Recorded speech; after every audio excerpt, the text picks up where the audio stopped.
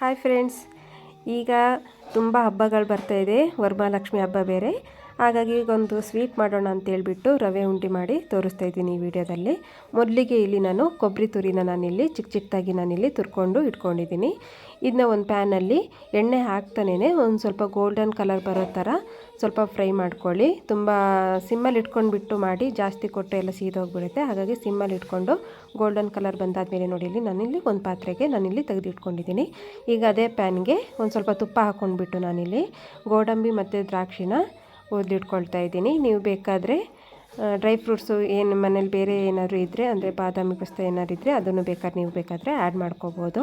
ಒಂದು ಸ್ವಲ್ಪ ಇಲ್ಲಿ ಫ್ರೈ ಆದಮೇಲೆ ನಾನಿಲ್ಲಿ ಇನ್ನು ಸಪ್ರೇಟಾಗಿ ನಾನಿಲ್ಲಿ ತೆಗೆದಿಟ್ಕೊಂಡಿದ್ದೀನಿ. ನಂತರ ಅದೇ ಪ್ಯಾನಿಗೆ ಒಂದು ಸ್ವಲ್ಪ ತುಪ್ಪ ಇದ್ದಂತೆಯೇ ನಾನಿಲ್ಲಿ ಬನ್ಸಿ ರವೆನ ನಾನಿಲ್ಲಿ ಅರ್ಧ kg ಯೂಸ್ ಮಾಡ್ತಾಯಿದ್ದೀನಿ.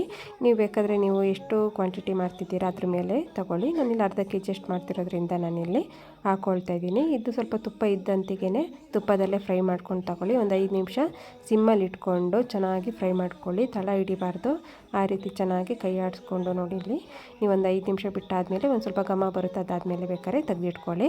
ನಂತರ ಒಂದು ಮಿಕ್ಸಿ ಜಾರಿಗೆ ನಾನಿಲ್ಲಿ 3/4 ಕಪ್ಪಷ್ಟು ನಾನಿಲ್ಲಿ ಸಕ್ಕರೆ ಹಾಕ್ಕೊಂಡಿದ್ದೀನಿ. ಸ್ವೀಟ್ ನೋಡಿ ಹಾಕ್ಕೊಳ್ಳಿ. ಸಕ್ಕರೆನ ಒಂದ್ಸಲಿ ಗ್ರೈಂಡ್ ಮಾಡಾದಮೇಲೆ ಅದಕ್ಕೆ ನಾನಿಲ್ಲಿ ರವೆ ಹಾಕ್ಕೊಂಡು 2 ಸಲ ಆನ್ ಆಫ್ ಮಾಡಿಬಿಟ್ಟು ತಗೊಂಡಿದ್ದೀವಿ. ನಂತರ ಇದಕ್ಕೆ ಮೊದಲಿಗೆ ಫ್ರೈ ಮಾಡಿ ಇಟ್ಕೊಂಡಿರೋ ಅಂಥ ಕೊಬ್ಬರಿ ಮತ್ತು ಡ್ರೈ ಫ್ರೂಟ್ಸ್ನ ಹಾಕ್ಕೊಂಡಿದ್ದೀನಿ. ನಂತರ ಇದಕ್ಕೆ ಒಂದೇ ಸ್ವಲ್ಪ ಚಿಟಕಿ ಉಪ್ಪಷ್ಟು ಹಾಕ್ಕೊಂಡಿದ್ದೀನಿ. ಸ್ವೀಟ್ ರವೆ ಮಾಡಿದ್ದು ಒಂದು ಸ್ವಲ್ಪ ಉಪ್ಪು ಹಾಕ್ಕೊಂಡ್ರೆ ಟೇಸ್ಟ್ ಚೆನ್ನಾಗಿ ಬರುತ್ತೆ. ನಂತರ ಇಲ್ಲಿಗೆ ಒಂದು 5-6 ಏಲಕ್ಕಿನ ನಾನಿಲ್ಲಿ ಪುಡಿ ಮಾಡಿ ಹಾಕ್ಕೊಂಡಿದ್ದೀನಿ. ನಂತರ ಇದಕ್ಕೆ 2 ಸ್ಪೂನು ತುಪ್ಪ ಹಾಕ್ಕೊಂಡ್ಬಿಟ್ಟು ಕೈಯಲ್ಲೇ ಒಂದ್ಸಲಿ ಚೆನ್ನಾಗಿ ಮಿಕ್ಸ್ ಮಾಡಿ ಇಟ್ಕೊಂಡಿದ್ದೀನಿ. ನೀವು ಇದಕ್ಕೆ ಫಸ್ಟು ನೀರು ಬೇಕಾದ್ರೆ ಅಥವಾ ಹಾಲು ಹಾಕ್ಕೊಂಡು ಬೇಕಾದ್ರೆ ನೀವಿಲ್ಲಿ ಕಲಿಸ್ಕೋಬೋದು. ನಾನಿಲ್ಲಿ ಹಾಲನ್ನ ಬಳಸಿದ್ದೀನಿ. ಅಂದರೆ ಹಾಲು ಹಾಕ್ಕೊಂಡ್ರೆ ಒಂದು ಸ್ವಲ್ಪ ಚೆನ್ನಾಗಿ ಟೇಸ್ಟ್ ಬರುತ್ತೆ. ನಿಮಗೆ ಕಲಿಸ್ಬೇಕಾದ್ರೇ ಗೊತ್ತಾಗುತ್ತೆ ಎಷ್ಟು ಕನ್ಸಿಸ್ಟೆನ್ಸಿ ಸಾಕು ಅಂತೇಳ್ಬಿಟ್ಟು ಅಷ್ಟು ನೀವು ಹಾಲು ಹಾಕ್ಕೊಂಡು, ನಾನಿಲ್ಲಿ 2 ಲೋಟದಷ್ಟು ಹಾಲು ಬಳಕೆ ಆಗಿದೆ ಅಂದರೆ ಯೂಸ್ ಮಾಡ್ಕೊಂಡಿದ್ದೀನಿ. ನೀವು ಲಾಸ್ಟಿಗೆ ಗೊತ್ತಾಗುತ್ತೆ ಎಷ್ಟು ಬೇಕಾಗುತ್ತೆ ಅಂತೇಳಿ. ನೋಡಿ, ಫೈನಲಾಗಿ ನಾವಿಲ್ಲಿ ಇಷ್ಟೆಲ್ಲ ಕಲಸಿಟ್ಕೊಂಡಿದ್ದೀನಿ. 2 ಲೋಟ ಹಾಲು ಆಯಿತು ಇದಕ್ಕೆ. ನೋಡಿ, ಫೈನಲಾಗಿ ಇದನ್ನ ಸ್ವಲ್ಪ ಗಟ್ಟಿಯಾಗಿ ನೀವು ಇಲ್ಲಿ ಫಸ್ಟಿಗೆ ಕಲಿಸ್ಕೋಬೇಕಾಗುತ್ತೆ, ಇಲ್ಲಾಂದರೆ ಎಲ್ಲ ಬಿಚ್ಚು ಹೋಗುತ್ತೆ.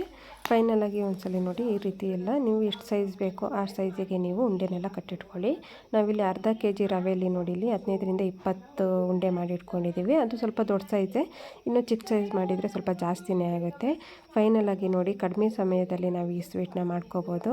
ಈಗ ಹಬ್ಬ ಎಲ್ಲ ಬರ್ತಾಯಿದೆ, ನೀವು ಈ ರವೆ ಉಂಡೆನ ನೀವು ಟ್ರೈ ಮಾಡಲೇಬೇಕು. ಸಖತ್ ಟೇಸ್ಟಿಯಾಗಿ ಚೆನ್ನಾಗಿ ಬಂದಿದೆ. ಈ ವಿಡಿಯೋ ಏನಾದರೂ ನಿಮ್ಗೆ ಇಷ್ಟ ಆಗಿದ್ದರೆ ಪ್ಲೀಸ್ ಲೈಕ್, ಶೇರ್ ಹಾಗೆ ಕಮೆಂಟ್ ಮಾಡಿ ತಿಳಿಸಿ. ಹಾಗೆ ನಮ್ಮ ಚಾನಲ್ಗೆ ಸಪೋರ್ಟ್ ಮಾಡಿ, ಹಾಗೆ ಸಬ್ಸ್ಕ್ರೈಬ್ ಮಾಡ್ಕೊಳ್ಳಿ.